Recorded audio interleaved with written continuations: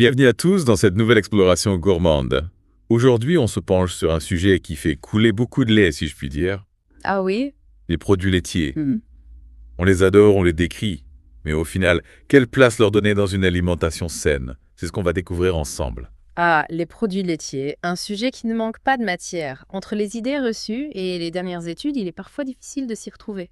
Et c'est justement pour ça qu'on est là. Oui, On va démêler le vrai du faux, explorer les bienfaits, les risques et les alternatives. tout à fait. L'idée, c'est de vous donner toutes les cartes en main pour faire vos propres choix en toute connaissance de cause. Exactement.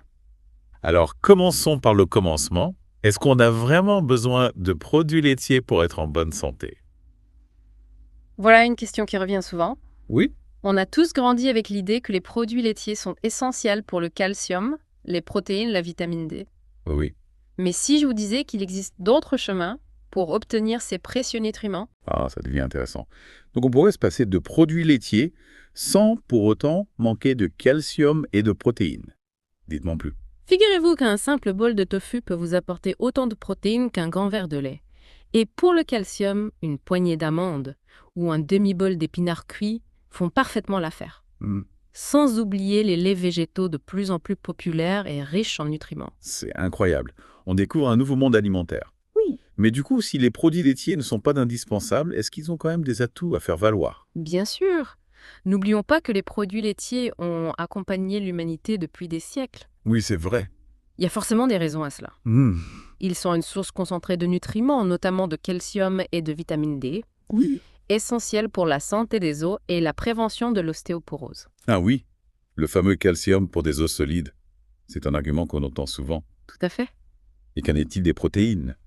À qui profitent-elles particulièrement? Les protéines sont les briques de notre corps, elles sont importantes pour tout le monde, mais elles sont particulièrement cruciales pour les sportifs qui ont besoin de réparer et de construire leurs muscles. Ouais. Et pour les personnes âgées qui ont tendance à perdre de la masse musculaire avec l'âge. D'accord, je comprends mieux. Voilà.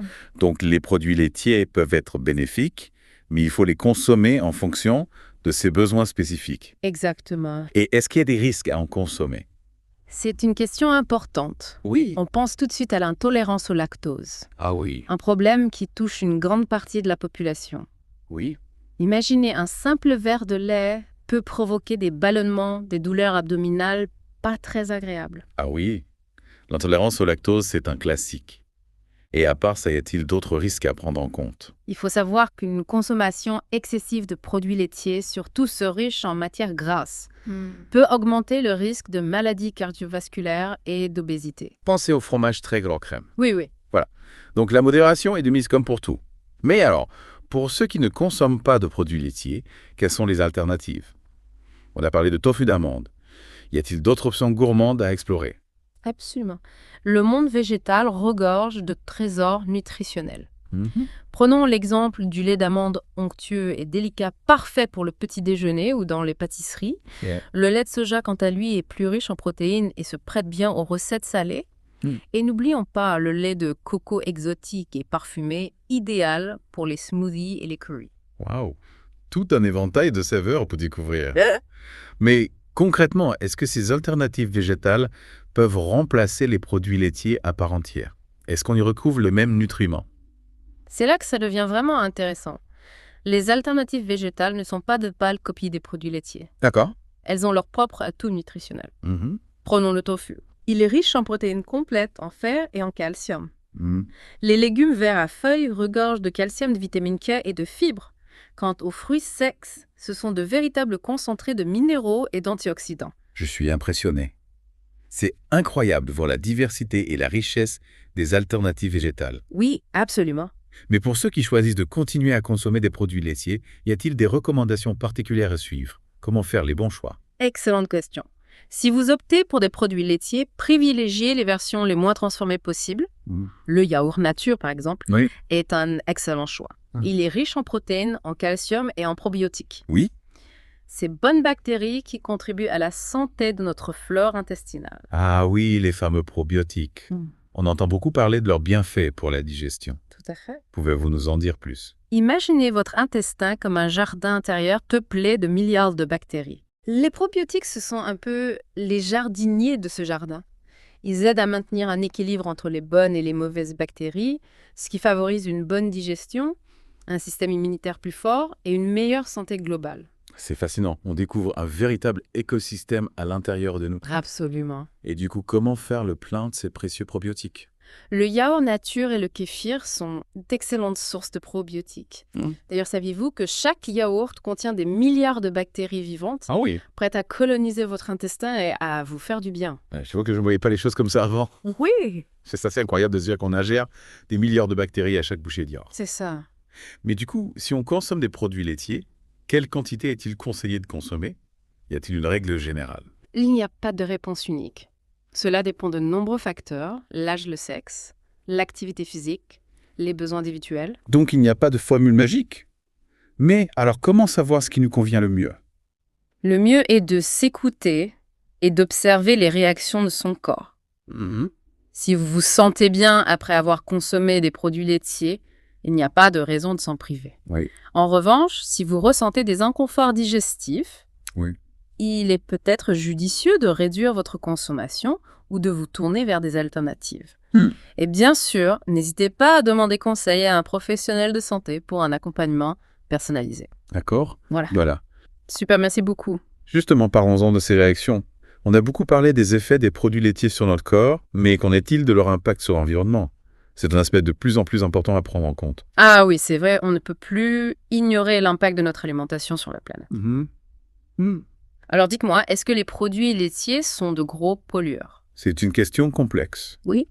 Mais on peut dire que la production laitière a un impact environnemental non négligeable. L'élevage de vaches laitières génère d'importantes émissions de gaz à effet de serre, notamment de méthane. Le méthane, c'est ce gaz qui est encore plus nocif pour le climat que le CO2, si je ne m'abuse. Exactement. Le méthane a un pouvoir de réchauffement global bien supérieur au CO2. Oui. Et les troupeaux de vaches, par leurs émissions de méthane, contribuent significativement au réchauffement climatique. Et outre les émissions de gaz à effet de serre, y a-t-il d'autres impacts négatifs sur l'environnement? Oui, la production laitière est aussi très gourmande en eau. Ah oui. Il faut de grandes quantités d'eau pour abreuver les animaux, pour la culture du fourrage. C'est un véritable défi dans certaines régions du monde où l'eau est une ressource précieuse. Et la déforestation, est-ce que ça entre aussi en jeu? Absolument. Pour produire le fourrage nécessaire à l'alimentation des vaches laitières, on a souvent recours à la déforestation, ce qui entraîne la destruction d'écosystèmes précieux et une perte de biodiversité. Face à ce constat alarmant, est-ce qu'il existe des solutions pour rendre la production laitière plus durable? Heureusement, oui, il existe des alternatives. On peut encourager des pratiques d'élevage plus respectueuses de l'environnement comme l'agroécologie. Imaginez des fermes où l'élevage est intégré à un écosystème plus large, limitant aussi son impact. L'agroécologie, ça semble prometteur. Mais est-ce suffisant pour relever tous les défis de la production laitière? C'est un pas dans la bonne direction, mais il faut aller plus loin. D'accord. Il est important de repenser notre consommation de produits laitiers.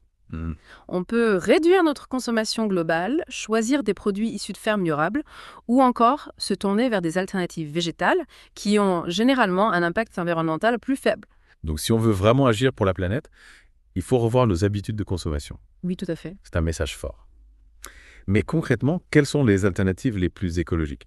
On en a parlé un peu tout à l'heure, mais j'aimerais qu'on approfondisse ce point.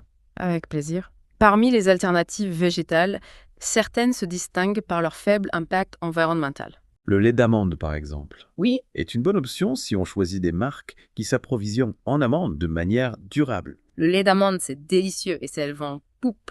Mais j'ai entendu dire qu'il fallait beaucoup d'eau pour produire des amandes, c'est vrai? Oui, la culture des amandes est effectivement gourmande en eau, surtout dans certaines régions du monde. Oui. Il est donc primordial de choisir des marques qui s'engagent dans une gestion responsable de l'eau et qui cultivent leurs amandes dans des zones où l'eau est abondante. C'est un critère important à prendre en compte. Et le lait de soja, qu'en est-il de son impact environnemental? Le lait de soja est une autre alternative intéressante. La culture du soja a un impact relativement faible sur l'environnement, surtout si on opte pour du soja bio et non OGM. D'accord. Imaginez des champs soja qui poussent sans pesticides ni engrais chimiques. C'est un véritable bol d'air pour la planète. Et le lait de coco, cette délicieuse boisson exotique, j'imagine qu'il vient de loin, non? Oui, le lait de coco est produit à partir de la noix de coco qui pousse principalement dans les régions tropicales. Oui. Le transport des noix de coco a donc un impact carbone non négligeable. Cependant, la culture du cocotier est assez durable et ne nécessite pas beaucoup d'eau ni de pesticides.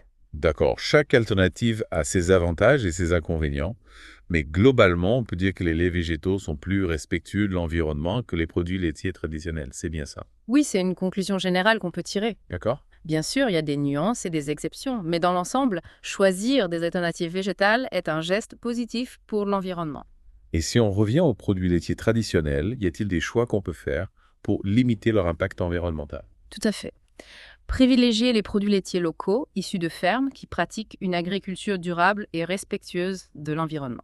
Opter pour des produits moins transformés comme le yaourt nature ou le fromage frais qui ont généralement un impact environnemental plus faible que les produits plus transformés. Donc même si on consomme des produits laitiers, on peut le faire de manière plus responsable.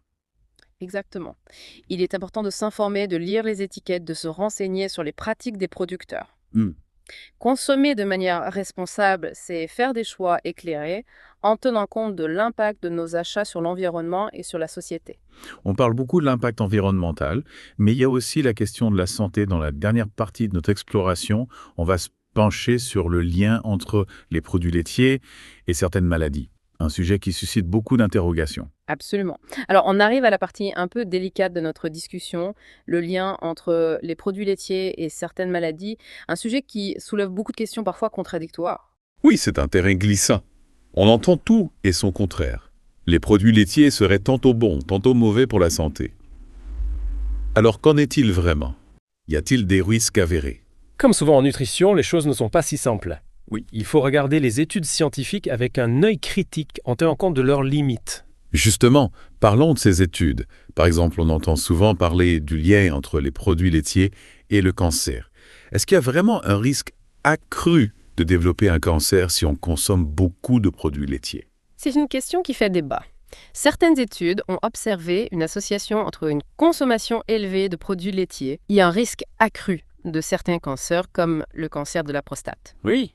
Mais attention, il ne s'agit que d'une association, pas d'une relation de cause à effet.